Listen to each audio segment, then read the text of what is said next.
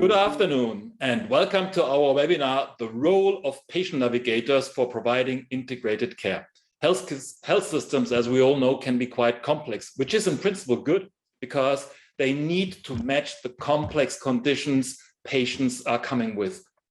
But unfortunately, health systems are not only complex, they are also sometimes very fragmented, and that poses a lot of challenges both to patients, informal carers, but also healthcare professionals. It's very difficult to navigate them. This is the case for cancer care, for example, or for transitional care for people with complex needs, for example, stroke, multimorbidities, but also when it comes to services for marginalized groups or prevention services.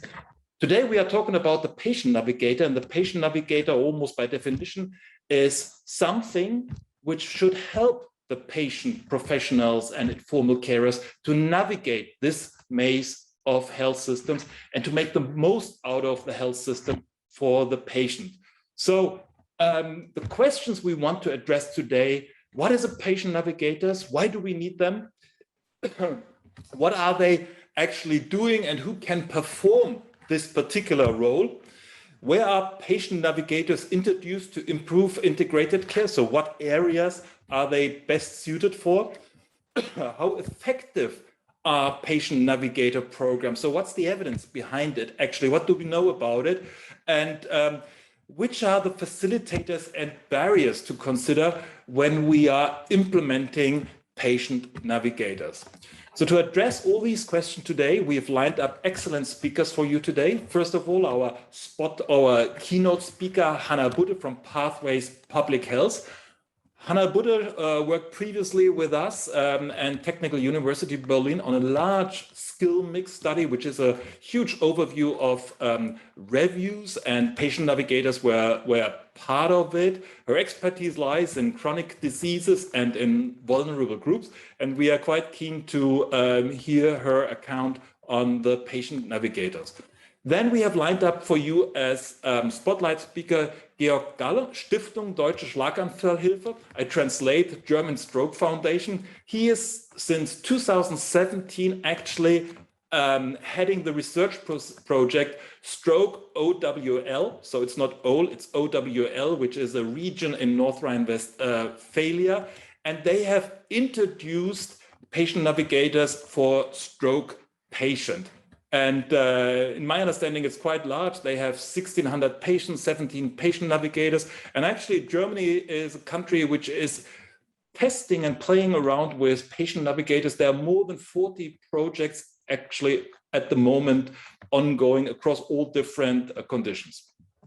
Further to this, we have as a spotlight speaker, Jonathan Stokes. He's from the University of Manchester. Jonathan is currently there a research fellow, and in his research, Jonathan has used quasi-experimental methods to evaluate effectiveness of integrated care models.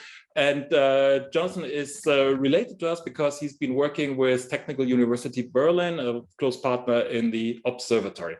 So we are very keen to hear your firsthand experiences and all the evidence. And before we start, just a couple of points for housekeeping.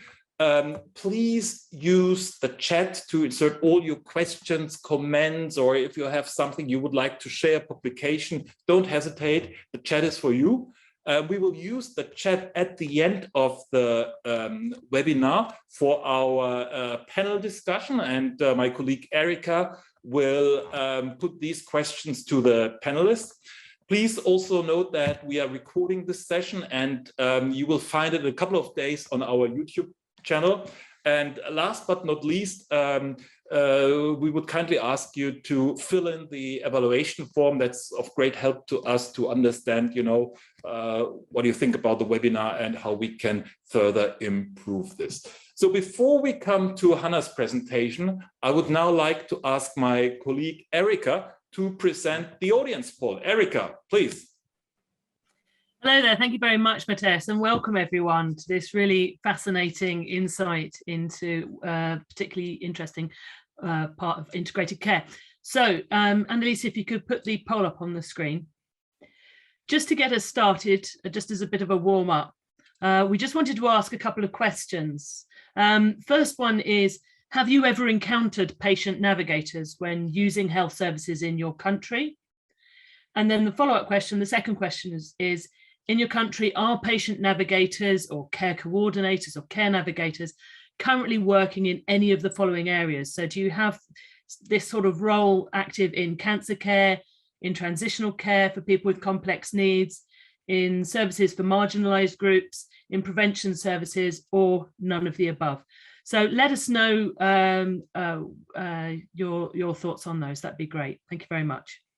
Thank you so much, Erika, and thank you for reminding us on the terminology, which is, of course, different in different countries, sometimes for good reasons, sometimes just for conventions.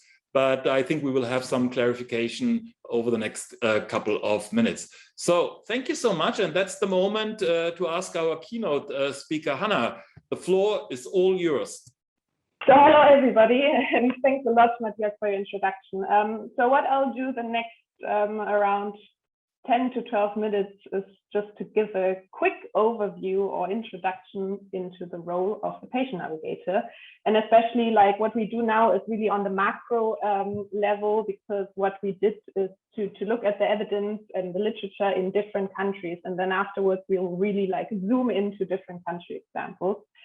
So what we'll talk about now is really, what are patient navigators? Why are they introduced? Who can perform this role? How effective are they?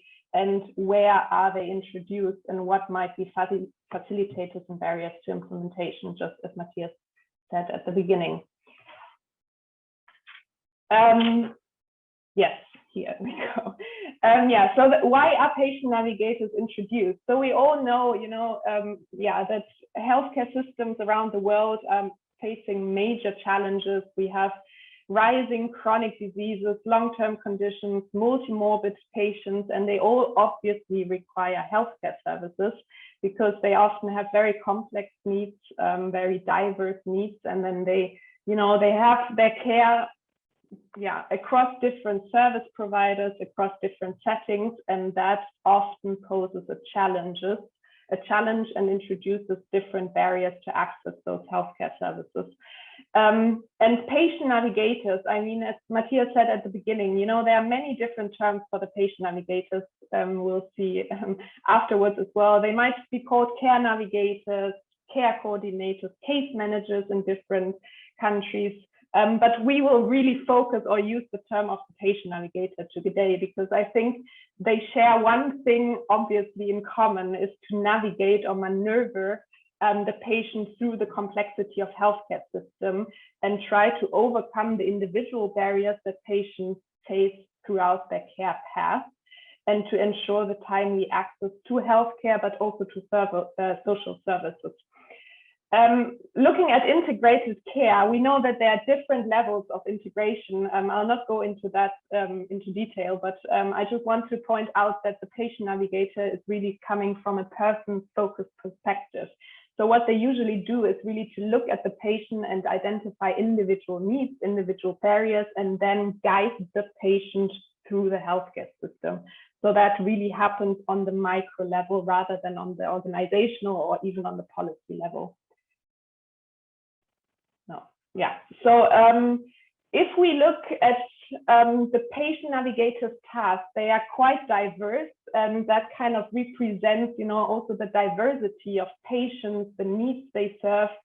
And what is quite interesting is that it also highly depends on the type of patient navigator introduced. So depending on the professional background of a patient navigators might perform very different tasks. But I think there are common tasks they perform, and these you can see listed on the left here.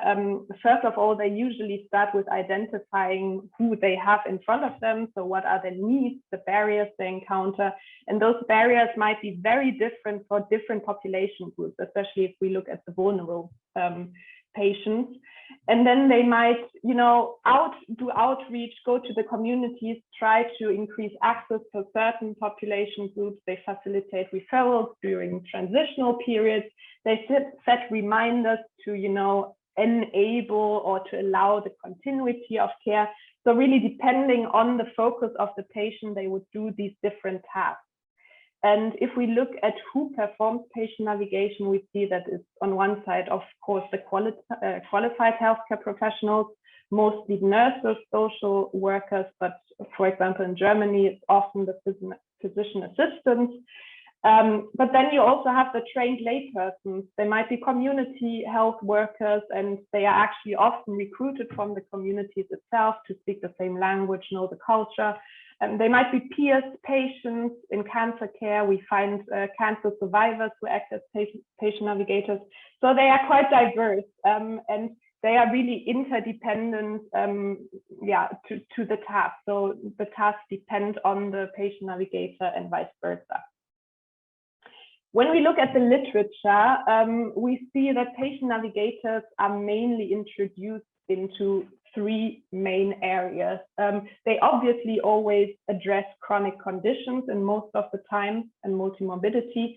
And they originally were introduced in cancer care. I think most of the people know that in the 1990s in the US, and they were then back in the days targeting health inequalities. But nowadays you will find patient navigators for any patient group within cancer care. They are introduced across the whole care continuum, trying to increase screening rates, for example, especially for vulnerable patients.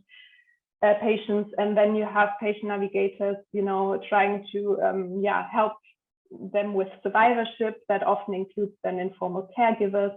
Then in transitional care, we have various chronic conditions that, when people or patients experience acute episodes, they have to go to hospital, then they go back home.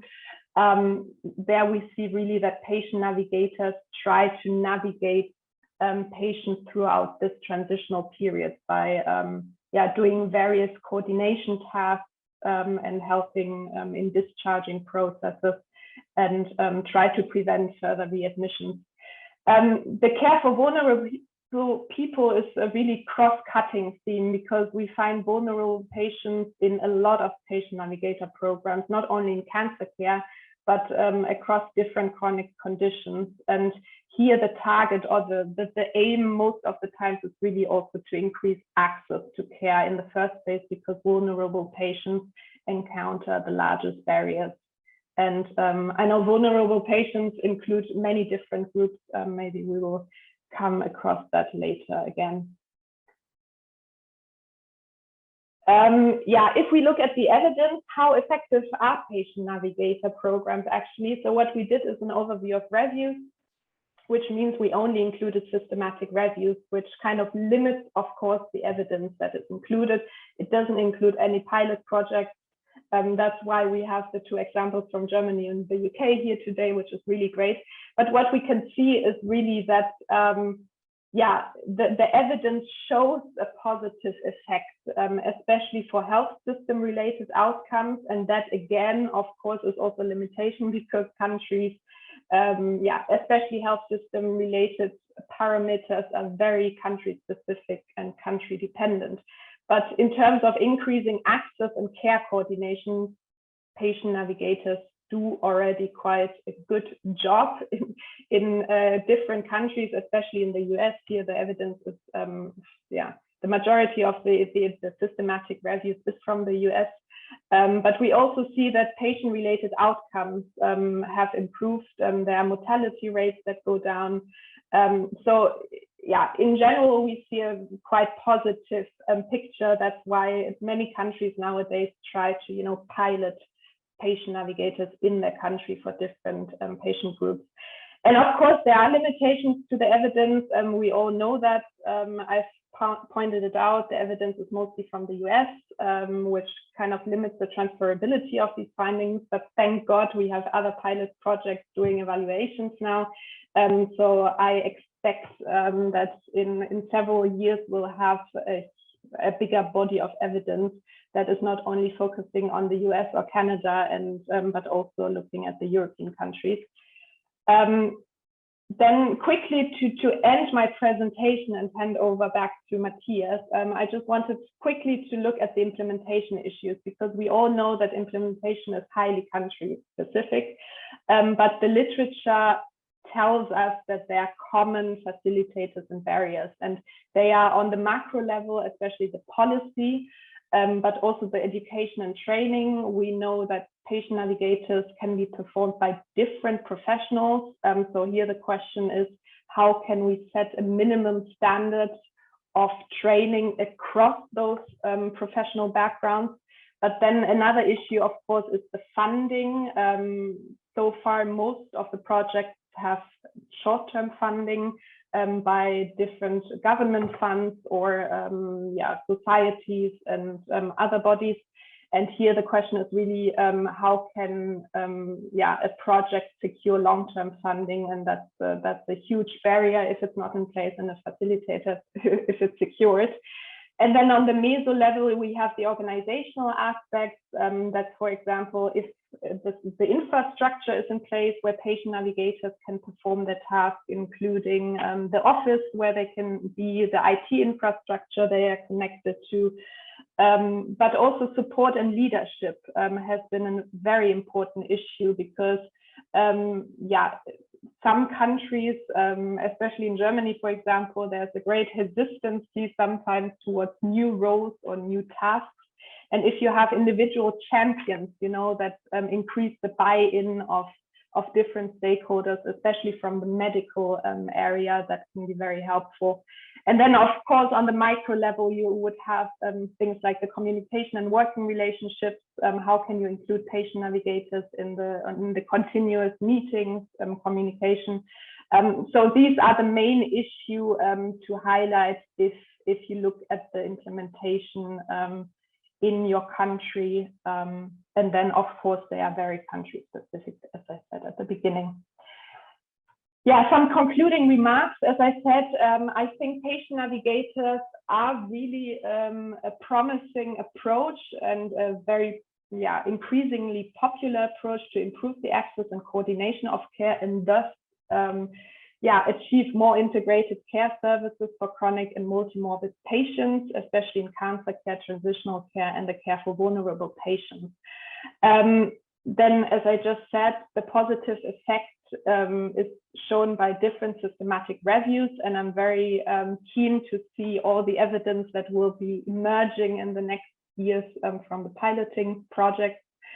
And then you have the facilitators and barriers to really consider, especially on the macro, meso, and micro level, concerning the funding, the education, and having individual stakeholders really supporting the idea, I think, is a key aspect for patient navigator implementations. So I think that's it from my side. I'm handing over to Matthias again. Thank you very much.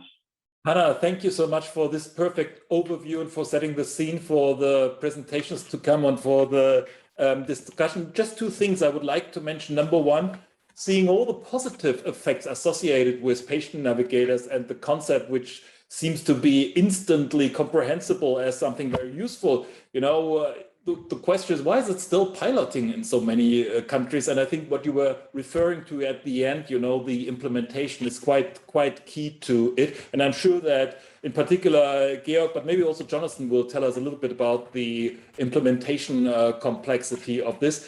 The second thing, which we must not forget to mention, there's a big volume coming out any week now, in which the results on the patient navigators are. Hannah has been working on a policy brief on a patient navigator. It just went through external review. I don't mention a name, but one of the reviewers is actually in the audience. And you've also submitted it to a peer-reviewed journal. So just to make sure that there's a lot of evidence and it's very serious research behind. Hannah, thank you so much. That's the moment actually to ask Erika about the results from the audience poll. Erika, please. Right, okay, so if you could share the results, Annalisa. So what's quite interesting here is that few people in the audience have actually had personal experience of working with a patient navigator, but perhaps that's less surprising given that it's still very much a pilot in most places. But awareness of their role is increasing. So people have heard of them in cancer care, transitional care, services for marginalized groups, and in prevention services. But by far the majority say that they do not have patient navigators currently working in their systems in any of these particular roles. So it would be really interesting to hear in the questions what the actual country experiences from the people in the audience that we have. That would be quite interesting, I think. So thank you so much, Erika, though that probably tells us that it is not so common in Europe as it is in other countries, in particular the US, where the evidence is coming from. So that's the moment to give Georg the floor. Georg is from Stroke OWL, and he has first-hand experiences with patient navigators implementing the program and helping them performing their task. Georg, please. Oh, thank you, Matthias. So my name is Georg Galle, and I manage the Stroke OWL project of the German Stroke Foundation. As Matthias already said, OWL stands not for the bird, but is an abbreviation for the region East Westphalia-Lippe, where the project is located. First of all, I would like to briefly describe the care situation of stroke patients in Germany. Then I will present the goals of the project and what we have done to implement them. Two figures to start with. In Germany, every 2 minutes, one person suffers a stroke. Every 9 minutes, one person dies of the consequences. Acute care for stroke patients is provided in one of over 300 so-called stroke units in Germany, and is very well organized, as is the follow-up rehabilitation. However, and this is a big challenge, the German healthcare system is generally characterized by very high complexity. For example, healthcare, especially in events of such a stroke, is flanked by various social codes. These regulate outpatient, inpatient care, or even pension entitlements, and are very rigidly demarcated from one another. This in turn has an impact on responsibilities, often associated with breaks in the care pathway. Now, very often patients and their relatives feel overwhelmed by the situation and left alone in the complicated care system, especially when they return from home or home from hospital and rehabilitation, and then there is no contact person to support them. The recurrence rate is high in stroke, with a demonstrable long-term decline in quality of life. The question for Stroke OWL is therefore whether stroke recurrences can be prevented in an intervention group with cross-sectoral care and case management compared to a control group without care and case management. So the primary goal of Stroke OWL is therefore the reduction of recurrences. Secondary objectives are the increase of health-related quality of life, activities of daily living, but also blood pressure, cholesterol, blood glucose, and so on. And important from the health insurance perspective is the reduction of costs for treatment in comparison between the intervention and control group. The study design was developed by the University of Bielefeld, who is our partner in the project. In the period from June 2018 to March 2020, a total of 17 stroke navigated at 7 participating hospitals with a certified stroke unit enrolled in total 1,627 patients in the project. So what did the cross-sectoral monitoring of patients look like? The admission and enrollment of the patients who met the inclusion criteria took place at the stroke units. Afterwards, patients were accompanied for 12 months on the way back to life. The accompaniment included visits in rehab and at home. In addition, the navigator advised and supported the patients by telephone. The intervention followed the case management process in which individual targets for secondary prevention were negotiated between the patient and the navigators, who afterwards supported them in achieving them. For the evaluation part, the navigators collected primary data from the patient in a digital patient file, which was developed by one of our project partners, The primary data include medical data, blood pressure, cholesterol, blood glucose, lifestyle data, such as smoking, weight, activities of daily living, and also quality of life via, for instance, the AQ5D5L or the SIS, the stroke impact scale, and everyday function via the Budde index. The routine data of the control group from the comparison region are provided by participating health insurance companies. The data currently being evaluated, we expect the first evaluation results in spring 2022. Now, what makes stroke OWL so special here in Germany? It is a promising model of care that removes the existing boundaries between the different areas of care in Germany after a stroke. We hope to show with the results that the intervention will prevent the risk of recurrence and improve the quality of life of stroke survivors. And we therefore also hope that in the long term, every stroke patient will receive the legal right to have a navigator. So thank you. Thank you, Georg. Thank you, Georg. Thank you, Georg. Of course, it's a bit like the OWL and the owl, Georg and Georg. Thank you very much for giving us the insight. And also, interestingly enough, we just found out before the meeting that you're financed actually also through the Innovation Fund.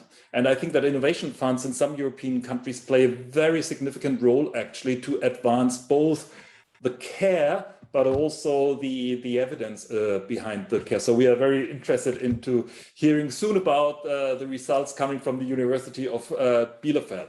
Thanks a lot. And this is the moment where I would like to ask Jonathan Stokes to come on board. Jonathan, please tell me a little bit about your experience and your work and share this with all of us. Great. Perfect. So I'm just gonna, is that working okay? Perfect. So I'm just gonna talk through very briefly, introduce to you a fairly new innovative care navigator model in England. So first of all, I just want to set the scene by talking very briefly on where we've kind of come with care navigation in England in the past decade or so.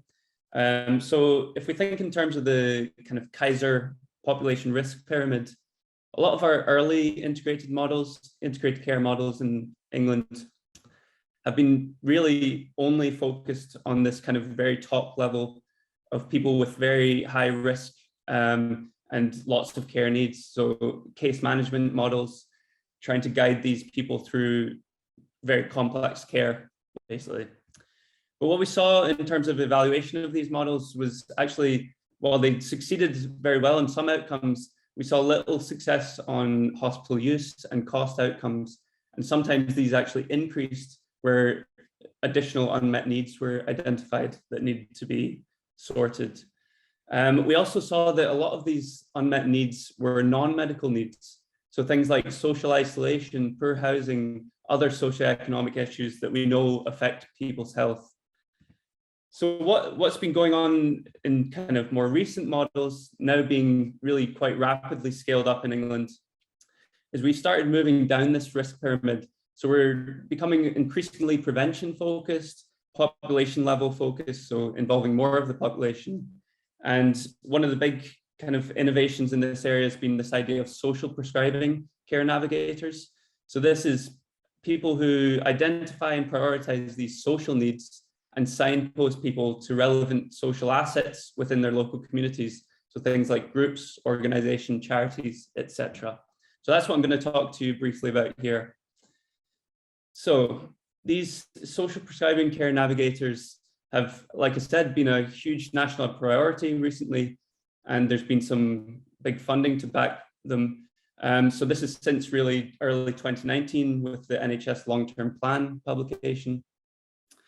And because of this, we've seen lots of implementation fairly rapidly, but also lots of variation in this implementation, which I think is one of the most interesting aspects of this kind of model.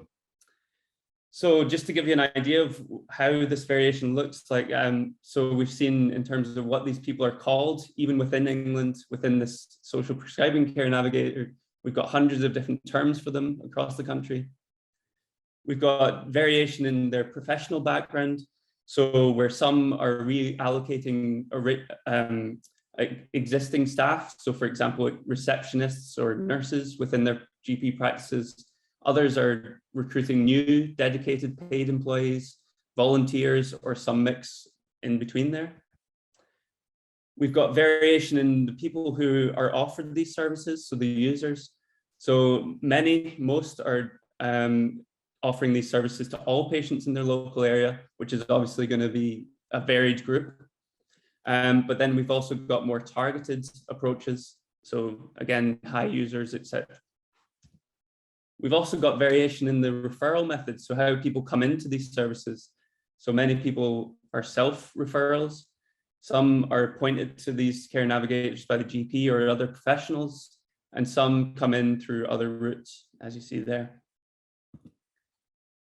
And finally, there are, again, big variation in terms of how these programs follow the funding. So how the funding follows the individuals, where some have no funding that follows them, but some provide grants directly to the community assets they use, and other variations in there. And also, obviously, the social assets that are actually available within each local area differ as well. So while it's too early to really say anything definitive in evaluation of these services, I think there are some potential successes and issues we can think about. So first of all, there's a potential theoretical improvement. So we're trying to move from prevention over cure, and this is based on our learning from the past decade, like I said.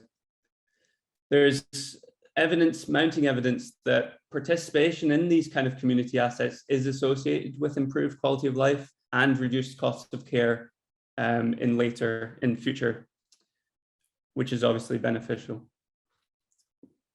But there are remaining questions. So how much are patients going to trust these kind of new non-medical models, accept these models and take up these models? Are there going to be unintended consequences like we saw for case management, where we again might see identification of further unmet needs and increased demand on other services?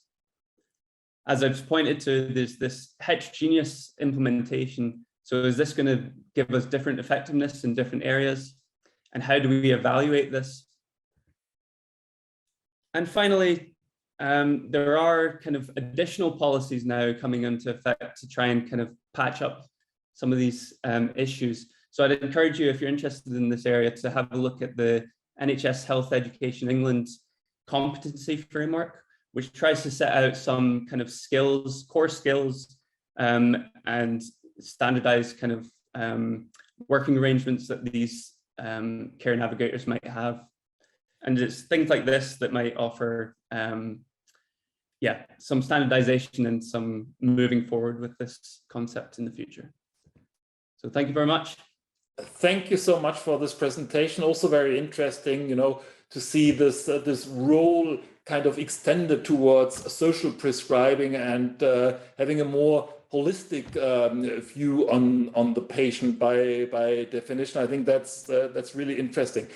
Erica, I saw that there's quite some questions and comments in the chat box, and some of them are, I wouldn't say tricky, but quite interesting actually. And so that would be the time actually that we feed this back to the panel, and I would like to ask all speakers to switch on their cameras and microphones. And Erica, please start with the first round of questions. Yes, we've had some really interesting but quite thorny questions come in through the, but yeah, getting really to the heart of the matter. So building on what Jonathan was saying about competency frameworks, I mean, is this becoming a role with qualifications and the associated infrastructure? Is this the future for sort of like care navigators? Or is it more of a label for existing roles for specialist nurses? So things that they're already doing, is it just a label for that role? And building on from that, sort of, is it really an individual or is it a function? Because depending on whether it's an individual or function, it does different things, or it means different things for the organization of services. And then a really hard one from one of my colleagues, which is sort of, how do you count patient navigators and their roles? So, is their presence or involvement in care captured in health data in some way, or health data collection in some way? Or is it still within the sort of like pilot programs? And I think we'll start with that. Thank you so much, Erika. I think the first two questions actually are pointing directly into the towards the skill mix issue. Is it a role? Is it a little bit amorphous, or is there standardization just around the corner? What sort of skills and competences do they need? So please, colleagues, maybe Hannah, you start first. Pick out the question you feel best suited to answer, and then we move on. Yeah, thank you. I think we shouldn't go too much into like discussing whether it's one or the other, but I think what the literature really tells is that, it can be an individual that might be introduced as a person. For example, patient navigators being trained lay persons or community health workers or peers or patients themselves. I think that's really introducing a person, but I totally agree that, if we talk about patient navigation being a function, we often see that health professionals who are already doing their work take on that function and that maybe additional or new role. So I think it can be either one or the other, depending on whom you introduce and what might be the goal of your program. But I definitely find that question very interesting. Can I ask you back on this one? Yeah. You've been really plowing through the evidence. Was there a distinction made between, assigning the role of the patient navigator to a professional or to a layperson, a peer, or something like this? Was there something you could see differences in effectiveness? Well, what you can see is that they usually have different tasks. So especially in transitional care, for example, where, the transitions are highly complex, you need to do the follow-up, you need to do home visits. At least what I saw in the literature, what we've seen from the literature, is that we mostly see qualified healthcare professionals, because it requires nurses, it requires, physician assistants who have those qualifications out of their training. And then community health workers, for example, rather doing the outreach, going to the community, doing the translation service. So I think there we really see the differences. Yeah. Very interesting. Shall we move on? Georg, please. Yeah, I mentioned that in the last 4 years, 17 navigators were working in the project. And the professions were different. There were nurses, carers, therapists. And this is important that there is a basis, but what is important as well, an additional qualification. They all made a training as care and case managers. You have your standards by the German Society of Care and Case Management, and they got all this qualification. It lasts, I think, 5 to 6 months. Then that they are case managers. And this combination is, to our mind, perfect. On one hand, profession in healthcare, and then this additional qualification as a case manager. Thank you. So that is the answer to the question whether qualification and standardization is just around the corner. It's already here. And also thank you very much for this very clear answer with regards to the foundation of this role. Jonathan, please. Yeah, so I showed some of the variation already, and that's coming through in England, but I think it's maybe worth saying something about the funding, just to kind of get an idea of how this is influencing things as well. So the funding for the program that I introduced comes from what are called primary care networks. So this is networks of primary care practitioners. So a few different practices coming together, forming this network and receiving additional funding through the national fund. So there's £891 million nationally available for this, and just for new roles alone through these networks. So that's basically what the funding is coming through. And one of the conditions of this funding is that you are not allocating it to existing staff within your network. So it's actually encouraging the recruitment of some of these additional staff roles. So some of these will be receptionists going into new roles. Some of these will be lay people that are just coming into completely new roles. And I think that's why these kind of competency frameworks are kind of springing up now in England to try and get more of a handle on what skills exactly these people need. Jonathan, they are also getting some sort of formal training, are they? So again, it varies quite a lot by locality at the moment. They will receive some form of training, but yeah, the extent of that will vary quite a lot. And if they are not healthcare professionals, how they are viewed with regards to the established healthcare professions? So if a patient navigator needs to talk, for example, to a doctor, or to another nurse, to another therapist, are they accepted, or is that a difficult encounter then?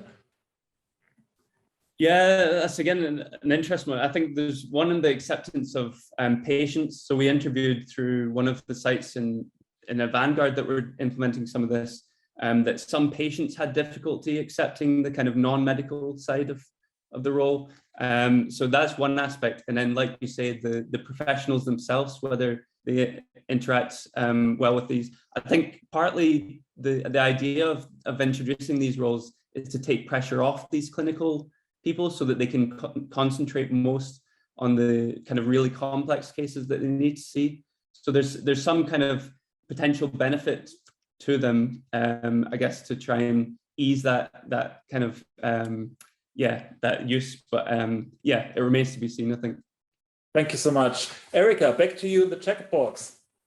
Some really, really hard questions coming in, I'm afraid, but really, really interesting ones. So a point that was made from one of our colleagues who works with Specialist Nurses Organisation and is based in the Netherlands. What does it mean for cross-border care? Where we've got these new roles and these new things developing, what does that mean for cross-border care? But I would add on to that, what does it mean for freedom of movement and recognition of these qualifications? Or are we still far too early for anything like that? How well accepted is the role of nurse practitioner by patients? Johnny just touched on it a bit, but if there's anything anyone else would like to add to that. So yeah, this role, is it accepted well by patients, or is it something that patients would generally rather see a clinician? And then the third one is the main focus efficiency gains in the system, or is the main focus improving quality of care? So what is the real driving force behind this, or is it equally balanced between the two? So very good. Thank you so much, Erica. Shall we start again with Hannah? So 3 questions. Pick out the one which you feel best suited to answer. Yeah, as I come from the European public health field, I found the cross-border country question quite interesting, because I think public health in the European Union, we all know that it's more of a national issue than a European issue, unfortunately, in terms of organizing it, managing it, governing it. So I think if it comes to really the question, how can we implement or also use patient navigators within cross-border care, I think that's way too early, probably, because most likely, first of all, the healthcare systems themselves need to establish them correctly within their own system before thinking about, how can they transition between borders and countries. But maybe it should be actually the other way around, I guess, thinking about a cross-country care management, case management from the very beginning. But I think, that would be rather the second step, talking from experience, would rather be first a national issue to implement them and then looking at the European perspective. Thanks a lot, Hannah. But the question actually is not so exotic. It's now 10 years actually that the Patient Rights Directive in cross-border care has passed. And we know that some of the borders we have are quite permeable, so especially between the Netherlands, Germany, France, Belgium, but also Northern Ireland and Ireland, actually, there's a lot of cross-border care. And we know that many people, pensioners, elderly people, you know, like to spend parts of the year at least in another country, but they may have actually chronic conditions and complex conditions, and therefore with a view to this, probably in the future, we need to talk about this as well. And unfortunately, we know that the handover at the border of patient files and so on is not so superbly effectively. But thank you so much, Hannah, for this. Georg, please. Yeah, I think there are already cross-border projects. I have one in mind at the border to the Netherlands in Noordhoorn. So this is located close to Enschede and Arnhem, and there is the RECO project of one of the health insurances, the DAK, and it's called the Pflegekompetenzzentrum, so the Care Competence Center. And as far as I know, the different regions on the German and on the Netherlands side, they're close working together and have in this RECO Competence Center patients from both countries. So I think it's already in the areas where patients live on the one hand, on the other hand, and an hospital is only in the Netherlands or only in Germany, that there are already functioning projects. And the second one question, how is accepted the role of navigators? This is always, if we are talking about innovation, a problem, because you can imagine that some general practitioners said, who is a navigator in the system? It's me. So we don't need a new player. And so it's very important to speak to all these different parties in the health system and to explain what are we doing, what is the role and what is new. And we don't want to take anything from your task. And so this is always important if you start a project like this, to talk with all the different parties, explain, and then at the end of the day, this is our experience with doctors, with the general practitioners, and say, well, this is good, he can help me, and he doesn't take anything away from that what is originally my job. So communication is here very important, that the role of the new navigators are accepted. Yeah, this is really first-hand implementation experience, and obviously change management is absolutely necessary to accompany this process of implementation. It's not just having the concepts, the money, and the legal background, but you really need to win over the people for all this. With regards to the objectives of the patient navigator, I think you mentioned it before. In your project, it's avoiding the recurrence of stroke and the improvement of quality of life. And the sickness funds, of course, they are very cost conscious. Is it the case for all the patient navigator projects in Germany, that they have this mix between patient outcomes on one hand side and economic outcomes on the other hand, or are there variations? This is different in the project, but if you think about the future and the arguments, why should you put money in your hands and pay these new actors? So it's important to have this economic side in your head, that you can say, if you save money on the one hand through the intervention of the navigators, then there is money free to pay these new actors. So I think the economic aspect is always very important if you later want to be successful in the political and the legal process. Thank you so much. Just one last very quick question.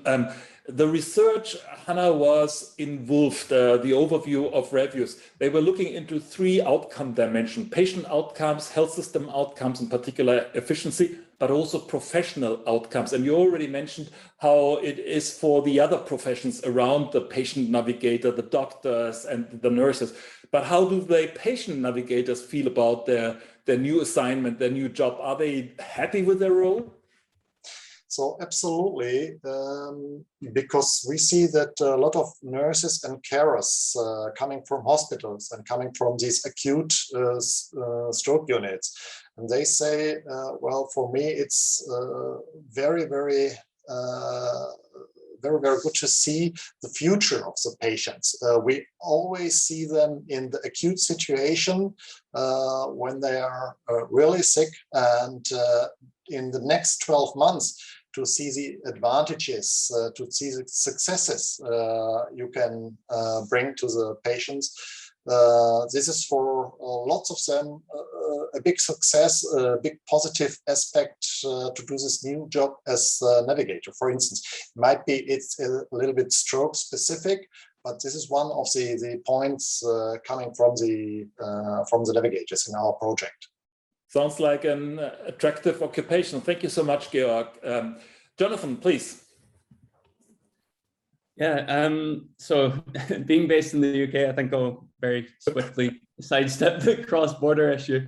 But I will say within the UK, even our different health economies might have, because of this heterogeneity in implementation, there might already be difficulties in terms of patients navigating across these kind of invisible borders, if you like, these different health economies that we have.